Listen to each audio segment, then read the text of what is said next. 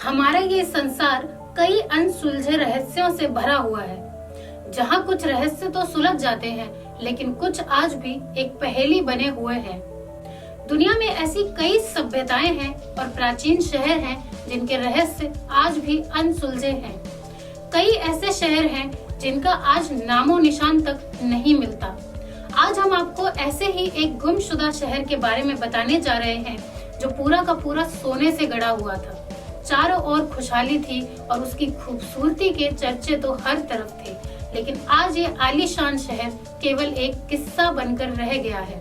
चलिए आपको ले चलते हैं इस गायब शहर के मिस्टीरियस सफर की तरफ। नमस्कार, मैं लता रानी, सीज मीडिया के इस वीडियो में आपका स्वागत है। ऐसे तो द लॉस्ट सिटी ऑफ जी की खोज करने में कई रिसर्चर्स का पूरा जीवन खत्म हो गया, लेकिन वे कुछ खास ढूंढ नहीं पाए।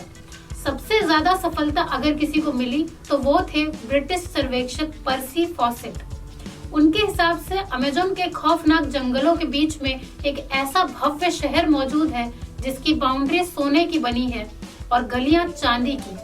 उनके हिसाब से ये गोल्डन सिटी किसी झरने के पीछे थी, जिसकी सही जगह बेहद ही कम लोगों को पता लग पाई थी, और जिन लोगों को इसका पता लगा वो कभी वापस लौट के नहीं आए। बस इतना ही नहीं, आपको जान के हैरानी होगी कि फॉसेट ही थे जिनके द्वारा मिली हुई चिट्ठियों के जरिए इस गुमनाम शहर का नाम द लॉस्ट सिटी ऑफ जी पड़ा। हॉलीवुड ने इस पर दिलचस्पी दिखाते हुए साल 2016 में एक मूवी बनाई। आप चाहे तो इस मूवी को मूवी कम और पर्सी फॉसेट की आत्मकथा ज्यादा कह सकते हैं, जिनके द्वारा दी गई जानकारियों से ही शायद आज यह सच आपके और हमारे सामने है। पर्सी को हम इस सिटी का सबसे बड़ा खोजकर्ता कह सकते हैं, क्योंकि उनके बिना इस जादुई नगरी को आप सिर्फ एक गुमनाम जंगल का छोटा सा नॉर्मल सा कोना ही समझिए। दरअसल पर्सी फॉसेट का पूरा नाम पर्सी हैरिसन फॉसेट, जो ब्रिटिश सेना के काम करने के साथ साथ बेहतरीन ज्योग्राफर और उम्दा आर्कियोलॉजिस्ट थे। फॉसेट को एडवेंचर बहुत पसंद था, शायद इसीलिए वो अपने परिवार और दोस्तों से दूर रहकर ना जाने कितने जंगलों के रास्ते नाप चुके थे। उनके इसी सफर के दौरान फॉसेट को 2 देशों के बीच फंसे अमेज़न जंगल की सीमा मापने के लिए ब्रिटिश शासन द्वारा एक महत्वपूर्ण काम सौंपा गया, जिसे उन्होंने बखूबी निभाया। यहाँ फॉसेट ने तकरीबन 18 महीनों से ज्यादा के जटिल दिन गुजारे और ऐसे अजीबोगरीब जानवर और जीव जंतुओं का सामना किया जिनसे बच पाना हर किसी के बस की बात नहीं थी। यहीं पर फॉसेट को पहली बार लॉस्ट सिटी ऑफ जी का पता चला, लेकिन अभी वो इस शहर की असलियत से पूरी तरह से वाकिफ नहीं थे। वे इस शहर के बारे में जानने के लिए बहुत बेचैन हो गए। ऐसे ही कुछ समय बीतने के बाद सन 1911 में फॉसेट के हाथ एक मैन्युस्क्रिप्ट लगी, जो national library of Rio de Janeiro में मिली थी। ये कोई ऐसी वैसी किताब नहीं थी, बल्कि पोर्टुगीज खोजकर्ता द्वारा लिखी गई मैन्युस्क्रिप्ट थी, जिसका नाम 5.2 था। इस डॉक्यूमेंट का फॉसेट को मिलना किसी बड़ी उपलब्धि से कम नहीं था, क्योंकि इसके अंदर लॉस्ट सिटी ऑफ जी से जुड़े कई फैक्ट्स और सच्ची घटनाएं मौजूद थी। उस खोजकर्ता ने इस किताब में लिखा था कि अमेज़न रेन फॉरेस्ट में एक ऐसी रहस्यमयी सोने की सिटी देखी गई जो दशकों पुरानी लग रही थी। वहाँ कई चांदी की बहुमंजिला इमारतें भी बनी हुई थी, जिसके आसपास सुंदर सी झील के साथ ढेर सारी गलियां एक अलग ही सफर की तरफ खुद को मोड़े हुई थी। इस किताब में ये भी लिखा था कि वहां पहुंचकर उस खोजकर्ता को 2 व्हाइट इंडियन दिखाई दिए, जिनका हाव भाव और बोलचाल दोनों ही हमसे काफी अलग थे, और कुछ ऐसे पेपर्स मिले जिन पर अर्ली यूरोपियन अल्फाबेट में लिखा हुआ था। बस फिर क्या था, इस किताब को पढ़ने के बाद से ही Fawcett the lost city of Z को ढूंढने के लिए साल 1921 में निकल पड़े। अपने पहले प्रयास के बाद फॉसेट और उनकी टीम इस शहर को ढूंढने में तकरीबन 7 बार और नाकाम रही। उनकी टीम के लिए अमेज़न रेन फॉरेस्ट के माहौल में ढलना मानो नरक में रहने जितना मुश्किल था, जिसके चलते उन्हें निराश होकर वापस आना पड़ा। घर पहुंचकर फॉसेट अपने आप को हारा हुआ और निराश महसूस कर रहे थे। यहाँ तक कि कुछ दिनों तक वो कमरे से भी नहीं निकले थे। हालांकि इतनी नाकामियों के हाथ लगने के बावजूद भी फॉसेट ने हार नहीं मानी और सन 1924 में वो आखिरी बार इस जादुई शहर की खोज में निकल पड़े, मगर अफसोस फिर दोबारा कभी वापस लौट के नहीं आए।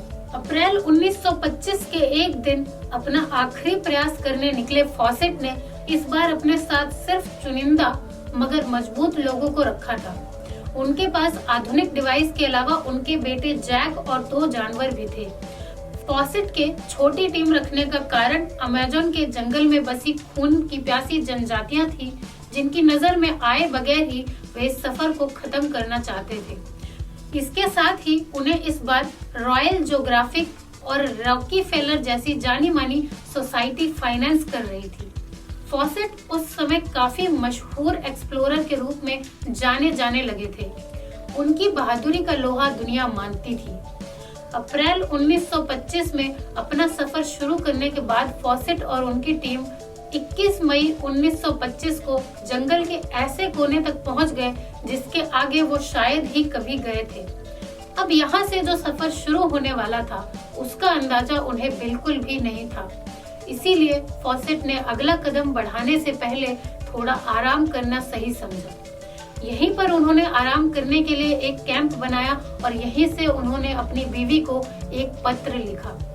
इस पत्र में उन्होंने अपनी खुशी को जाहिर करते हुए अपनी पत्नी से कहा कि वो एक इंडियन चीफ से मिले जिसने उन्हें इस शहर के बारे में वही सारी बातें बताई जिसे वो अब तक सुनते आ रहे थे। उनका कहना है कि वहाँ बुरे लोग भी हैं, मगर तुम घबराओ मत, मैं इस बार जरूर सफल हो जाऊंगा। इसके बाद फॉसेट अपने लक्ष्य की तरफ चल दिए। इस बात से अनजान कि जंगल की ओर बढ़ता उनका हर एक कदम उन्हें मौत के नजदीक ले जा रहा था। वो जंगल के जितना अंदर जा रहे थे, खतरा उतना ही बढ़ता जा रहा था।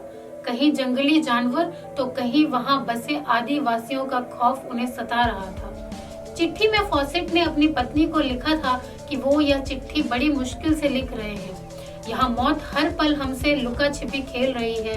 यहाँ ऐसी मक्खियाँ मौजूद हैं जो सुई की नोक से भी पतली हैं और मच्छरदानी लगाने के बावजूद भी हमें दिन भर नोचती रहती है। और ऐसे कई कीड़े मकोड़े हैं जिनका हमें नाम तक नहीं पता।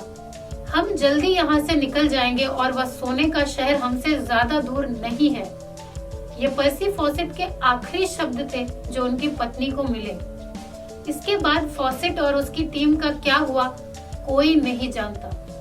हालांकि फॉसेट ने यह भी लिखा था कि अगर वो इस रहस्यमयी शहर को ढूंढने के सफर से कभी वापस न लौट पाए तो उन्हें ढूंढने के लिए किसी को भी न भेजा जाए, क्योंकि वो बिल्कुल भी नहीं चाहते थे कि उनकी तरह कोई दूसरा भी यह सब सहे। इसके बावजूद भी सरकार ने उन्हें रेस्क्यू करने के लिए कई टीम भेजी, लेकिन सारी की सारी टीम नाकामयाब ही रही। हर टीम के पास उनकी मौत को लेकर एक अलग ही कहानी थी।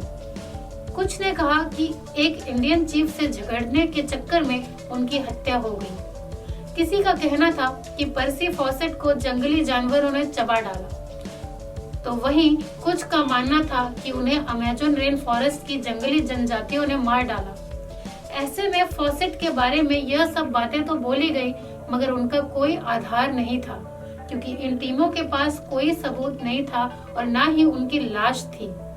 यहाँ तक कि फॉसेट को ढूंढने गई कुछ टीमें कभी भी वापस नहीं लौटी और वो सब भी उन्हीं चुनिंदा लोगों की सूची में शामिल हो गए जिनका सुराग कभी किसी को नहीं मिला। फॉसेट एक खोजकर्ता से पहले बहादुर सैनिक थे जिन्होंने वर्ल्ड वॉर में हिस्सा लिया था, तो उनका किसी के द्वारा आसानी से मारा जाना या फिर भूख प्यास से मरने का तो सवाल ही नहीं उठता, क्योंकि उन्हें इससे भी विपरीत परिस्थितियों में रहने की ट्रेनिंग दी गई थी। और अगर ऐसा कुछ सच में था तो उनकी लाश आज सबके सामने होती। पर पर्सी फॉसेट ने अपनी आखिरी चिट्ठी में अपनी एग्जैक्ट लोकेशन कोऑर्डिनेटर के रूप में बताई थी। उन्होंने इस चिट्ठी में अपनी मंजिल तक पहुंचने की खुशी जाहिर की थी। इसका मतलब वो उस शहर तक पहुंच चुके थे। जी हाँ, कुछ थ्योरीज की माने तो फॉसेट और उनकी टीम उस झरने के पीछे छुपी उस सोने की दुनिया तक पहुंचने में कामयाब हो गई थी, जिसके बाद उन्होंने वहीं बसने का फैसला किया। हो तो कुछ भी सकता है, मगर लॉस्ट सिटी ऑफ जी और पर्सी फॉसेट के बारे में आज तक कोई सुराग नहीं मिला और ये मिस्ट्री आज भी अनसुलझी ही है। ना किसी को सोने का शहर दिखा और ना ही किसी को पर्सी फॉसेट। वैसे आपको क्या लगता है, क्या सच में फॉसेट उस शहर के नागरिक बन गए हैं या फिर किसी जंगली जानवर का खाना? हमें कमेंट करके जरूर बताएं। अगर आपको हमारा ये वीडियो पसंद आया हो तो लाइक और शेयर करना ना भूलें। साथ ही अगर आपने अभी तक हमारे चैनल को सब्सक्राइब नहीं किया है तो फौरन नीचे दिए गए बेल आइकन को प्रेस करके हमें सब्सक्राइब करें। मिलते हैं अगले वीडियो में।